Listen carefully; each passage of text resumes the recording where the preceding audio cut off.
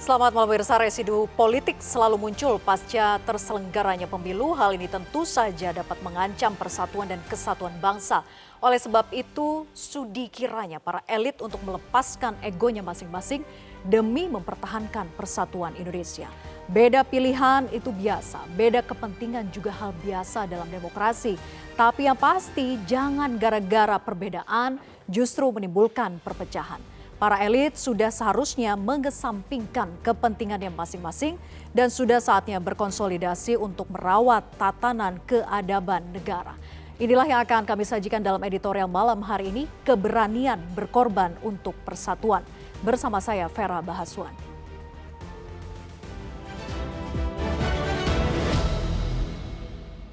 Keberanian berkorban untuk persatuan.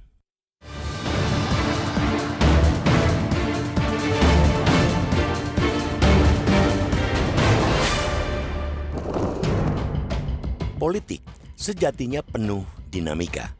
Tak ada politik yang tenang-tenang saja atau bermain dengan kacamata kuda, lurus terus tanpa menengok ke kanan dan ke kiri. Tapi, sedinamis apapun, rumus bagi politik kebangsaan dan kenegaraan ialah perlunya konsensus bagi para pihak yang berkontestasi. Setajam apapun kompetisi politik dalam pesta demokrasi, harus ada ujungnya, mesti ada akhirnya. Ujung dari semua kompetisi politik itu adalah kepentingan nasional yang harus dijaga. Itulah kepentingan yang butuh kebesaran pikiran dan keluasan hati. Itu pula kepentingan yang mesti diletakkan di atas segala kehendak sempit perorangan atau sektoral partai politik. Kesadaran akan kepentingan nasional inilah yang seharusnya mewarnai pola pikir para politikus negeri ini. Partai politik sebagai instrumen demokrasi pada akhirnya harus memikirkan apa yang akan mereka persembahkan bagi penguatan demokrasi, konsolidasi demokrasi yang akan bermuara kepada kepentingan nasional. Dalam perspektif itulah, kita mengapresiasi pertemuan Ketua Umum Partai Nasdem, Surya Paloh, dan Presiden terpilih Prabowo Subianto yang merintis jalan bagi persatuan nasional bulan lalu. Kini Ketua Umum PDI Perjuangan Megawati Soekarnoputri akan mengutus putrinya yang juga Ketua DPP PDI Perjuangan Puan Maharani menjajaki komunikasi dengan Prabowo Subianto. Setelah Puan dan Prabowo bertemu, akan diagendakan pertemuan Megawati dengan Presiden terpilih itu. Putusan Mahkamah Konstitusi perlu dinanti. Namun, apapun putusan MK atas gugatan tim paslon 01 dan 03 tak perlu menyurutkan rencana pertemuan para tokoh bangsa. Kedewasaan berpolitik akan menentukan perpolitikan nasional untuk naik kelas menuju keadaban. Politik yang penuh keadaban yang tidak mengutamakan kepentingan sempit yang berpotensi memicu konflik tak berujung. Apalagi tantangan bangsa ini semakin kompleks dan rumit. Tidak hanya residu politik pasca pemilu yang harus diatasi, tapi berbagai tantangan yang terus hidup seperti gejolak harga pangan, krisis energi, krisis iklim, dan seterusnya membutuhkan keluasan hati dan kebesaran pikiran dari para elit di negeri ini. Indonesia harus berkontribusi bagi perbaikan tatanan dari krisis yang terjadi. Namun kontribusi Indonesia itu memerlukan persyaratan kepemimpinan nasional yang legitimate, kuat, dan mendapatkan dukungan dari berbagai elemen, termasuk partai politik yang pernah menjadi lawan dalam pemilu. Pertemuan pemimpin politik akan membuat iklim perpolitikan nasional mendingin dan stabil. Iklim politik yang kondusif ini juga akan melahirkan kepercayaan dunia internasional kepada negeri ini. Itulah sebuah harga yang harus ditebus dengan pengorbanan dan keberanian para tokoh untuk mewujudkan saling respek.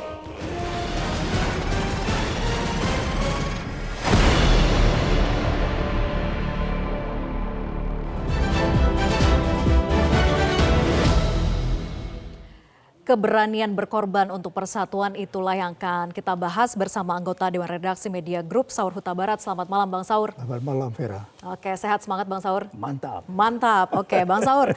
Kalau bicara soal residu politik pasca pemilu ini memang tidak bisa disepelekan. Kita tahu bahwa Presiden Jokowi pun pernah menginstruksikan begitu ya bahwa pasca pemilu kepada aparat TNI Polri untuk menetralisir. Nah, apakah cukup sampai pada aparat TNI Polri saja Bang Saur? Ataukah perlu ada campur tangan dari elit politiknya juga?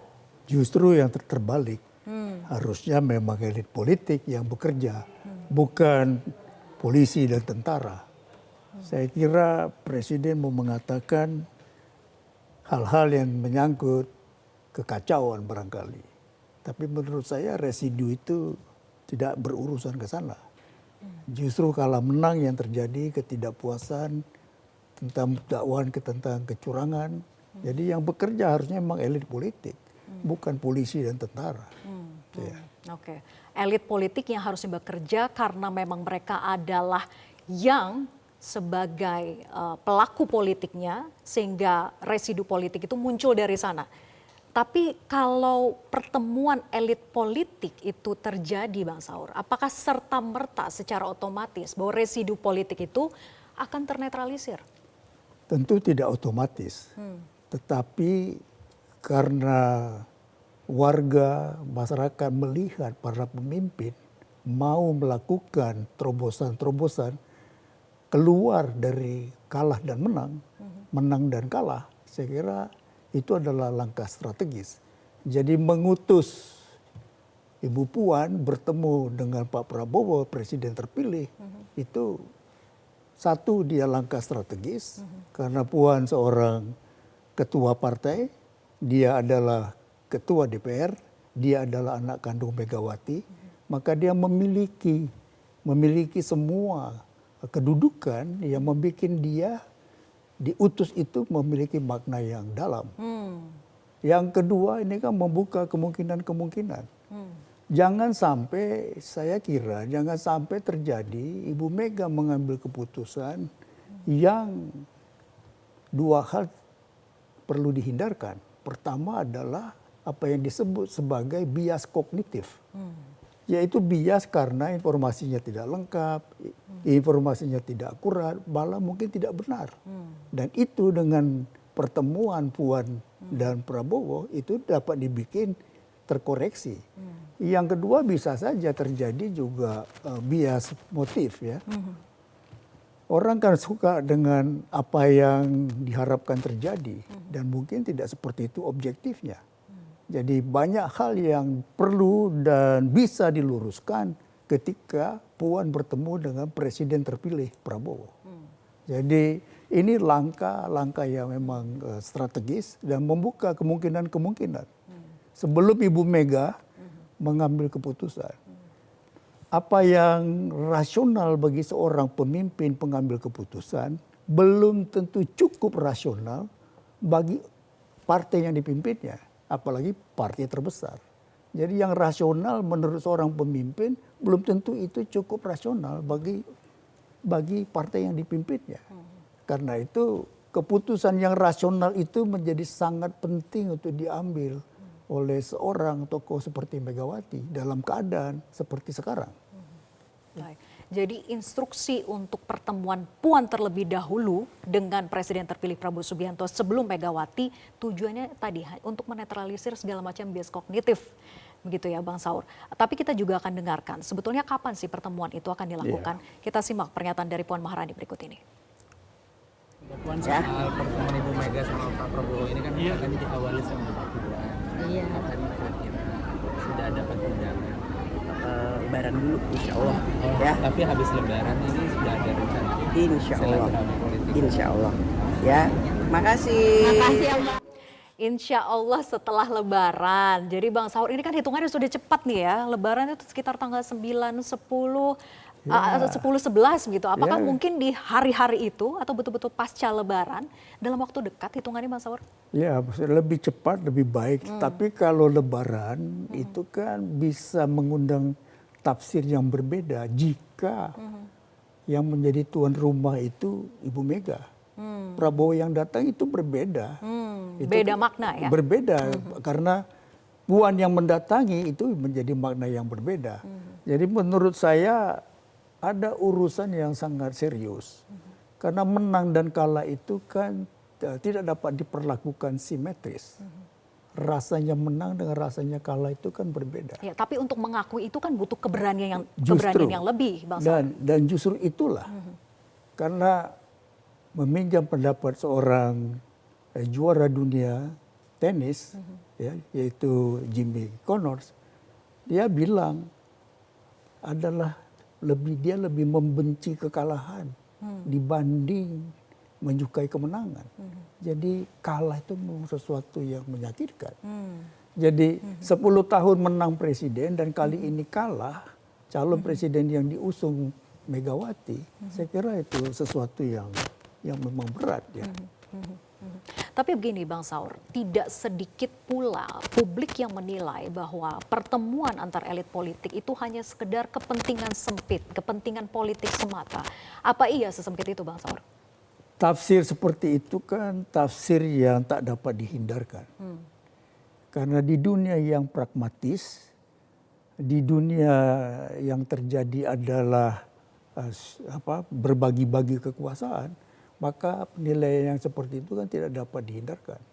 Tetapi kita kan percaya kepada kejujuran para pemimpin itu untuk lebih mengedepankan kepentingan yang lebih besar, kepentingan bangsa dibanding kepentingan partainya. Saya kira itu yang mesti diperlihatkan oleh para pemimpin. Dan kalau itu terjadi, pertemuan Mega dengan Prabowo sebagai presiden terpilih, itu mestinya membuka cakrawala bahwa setelah perang yang namanya Pilpres itu, maka yang harusnya terjadi adalah ini memang negara milik bersama. Siapapun yang menjadi presiden itu kan presiden kita bersama. Ya. Jadi perlu penjajakan oleh Puan, menurut saya ya itu sesuatu yang baik ya. Yang baik artinya bukan untuk kepentingan yang sempit, tapi justru kepentingan lebih besar, yaitu persatuan bangsa ini begitu ya. Ya, itulah judul editorial ini. Baik, kita akan bahas, namun usai jeda tetap bersama kami di Editorial Malam.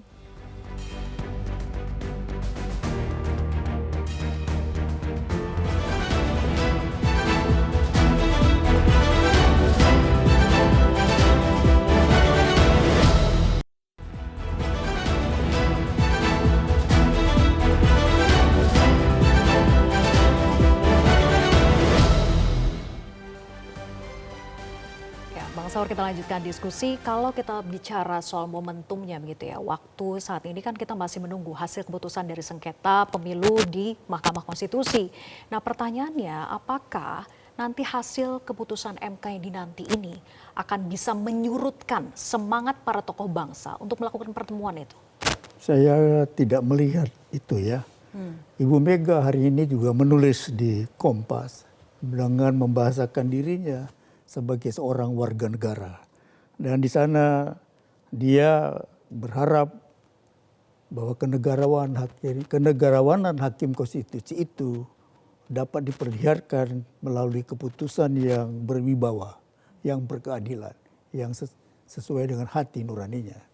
Jadi saya melihatnya dua berita ini muncul hari ini.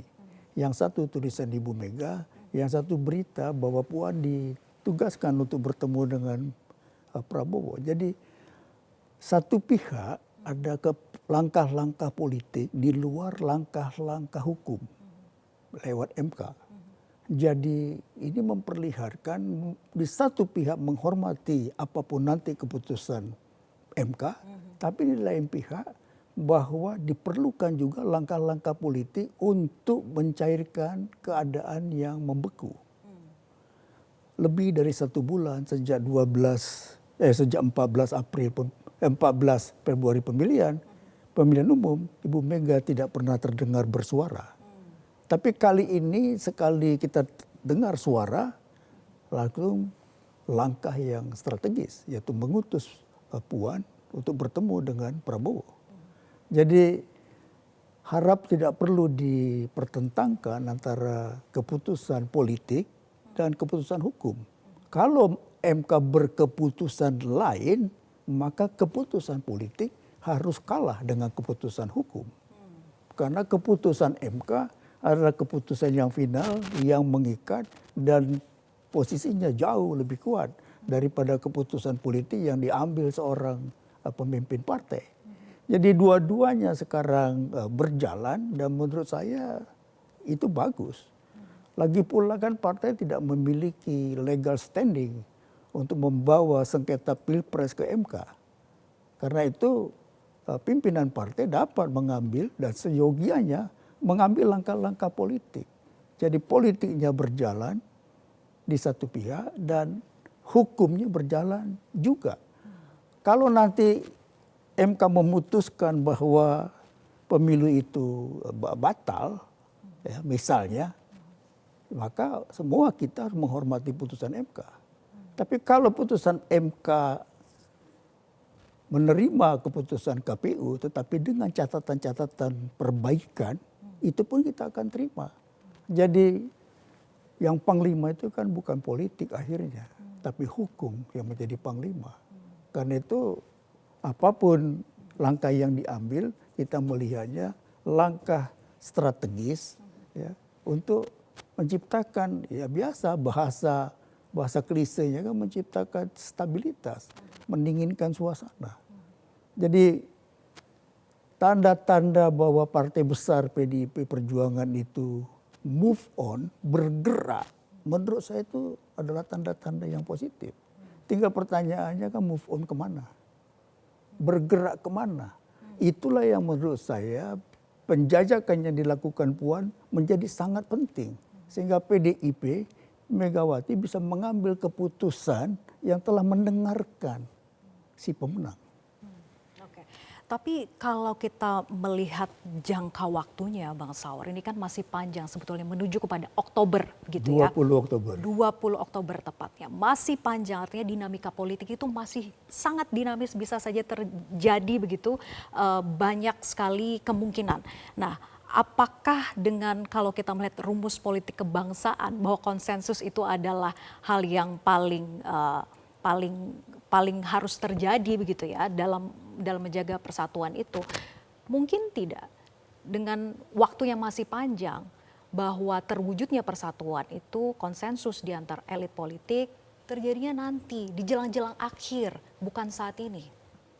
Ya itu kan kalau kita berkesimpulan bahwa para pemimpin itu mengambil keputusan dengan tergesa-gesa. Tapi yang kita baca, misalnya dalam tulisannya Ibu Mega hari ini, bahwa dia telah melakukan kontemplasi. Kalau produk kontemplasi itu kan produk yang sudah dihayati dan akan berjangka jauh. Dia tidak dapat digugurkan serta-merta. Jadi saya tidak melihat bahwa 20 Oktober itu masih terlalu jauh. Justru karena dinamikanya cepat, waktu itu tidak menjadi terlalu jauh. Jadi dari hari ke hari akan terjadi dialektika yang menurut saya sebenarnya tidak jauh lagi berubah. Karena selalu pertanyaannya mau bergabung dengan kekuasaan nanti atau mau berada di luar. Gitu, atau berada pada pilihan lain, tidak di dalam, tidak di luar, tetapi tidak oposisi, tapi tidak juga berkoalisi. Itu kan 3 pilihan yang masih terbuka. Gitu. Tapi isu-isu, misalnya bisa terjadi yang namanya paket kepemimpinan DPR itu terulang kembali jika PDIP berada di oposisi. Jadi sekalipun PDIP itu pemenang pemilihan umum, belum tentu dia yang mendapat kursi ketua DPR. Itu pernah terjadi. Nah isu seperti itu hemat saya menjadi dapat dibikin clear dengan pertemuan Puan dengan Prabowo. Bukan hari ini kan ada berita yang bilang Hasto ngomong. Itu Gerindra itu oleh karena ambisi kekuasaan menjabat oleh yang berkuasa dibikin partai itu menjadi partai pemenang ketiga. Padahal sebenarnya tidak seperti itu. Jadi omongan-omongan begini adalah omongan-omongan yang bisa menimbulkan bias kognitif. Itu sebabnya. Bahkan gesekan-gesekan itu bisa terjadi. Bisa, itulah sebabnya mengutus Puan yang adalah duta besar berkuasa penuh, menurut saya adalah langkah yang penting. Sebelum Ibu Mega sebagai ketua umum mengambil keputusan politik. Apakah ini juga bicara soal bagaimana legitimasi presiden terpilih, tapi dijawab nanti usai jeda. Tetap bersama kami di Editorial Malam.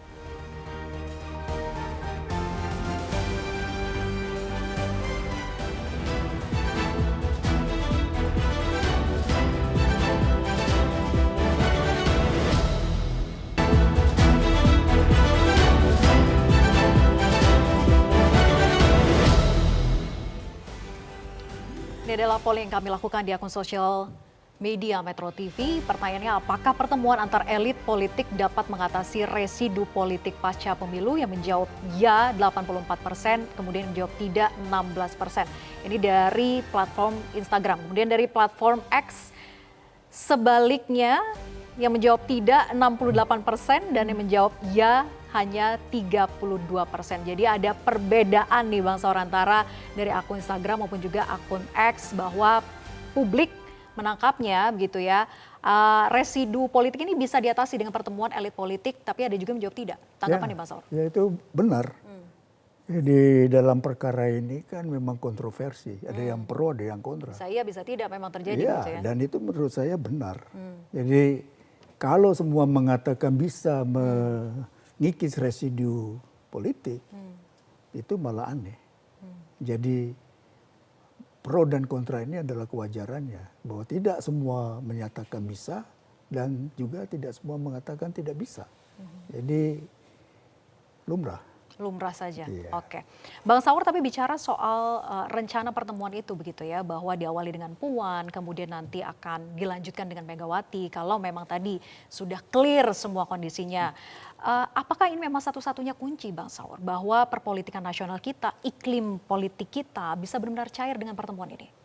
Ya kita yakin itu ya. Jadi para pemimpin itu kalau memperlihatkan jiwa besarnya, maka para pengikut di bawah kita yakin juga dapat melihatnya dengan jiwa yang terbuka. Oke, jadi pengaruhnya sampai akar rumput gitu ya? Jadi di satu pihak ini kan bagi Prabowo ini kan memberikan pengukuhan, pengakuan, memberikan legitimasi. Baik. Tapi bagi Ibu Mega menurut saya ini adalah keberanian psikologis yang harus kita apresiasi.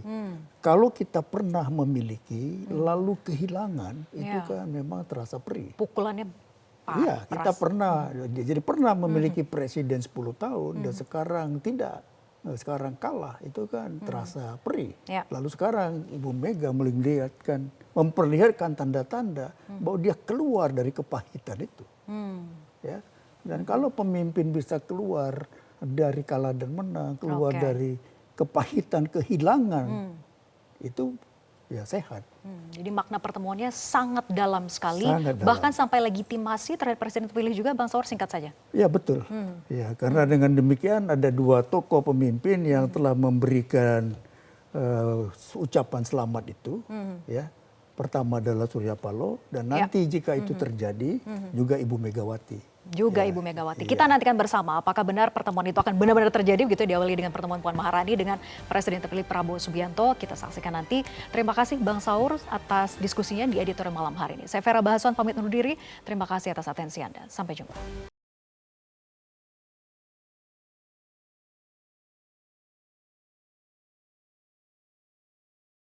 Jelajahi cara baru mendapatkan informasi. Download Metro TV Extend sekarang.